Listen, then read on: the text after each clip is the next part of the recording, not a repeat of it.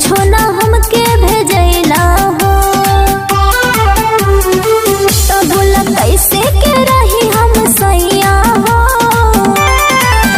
एहो देवरू के भैया, एहो देवरू के भैया, अइहा त झुलनिया ले ले अइहा।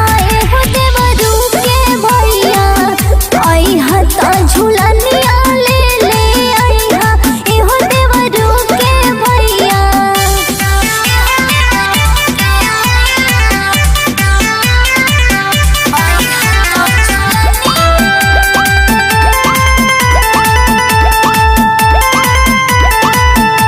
गोतनी के मरदा रोजे लावे नया साड़ी हो।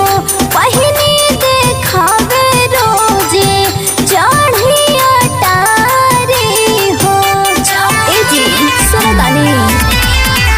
गोतनी के मरदा रोजे लावे नया साड़ी हो।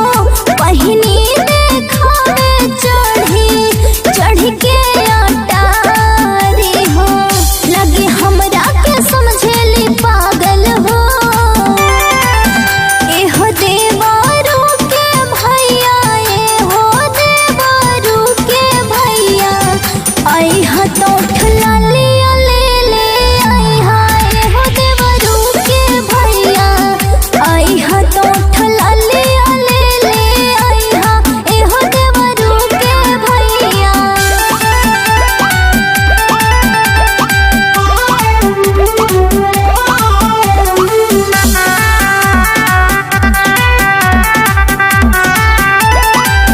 बाटे सबक हमरो मनवा के सरधा हो। सरधा पूरा द सोना हमरे निमरदा हो। हाँ बाटे सबक सोना दिलवा के सरधा हो।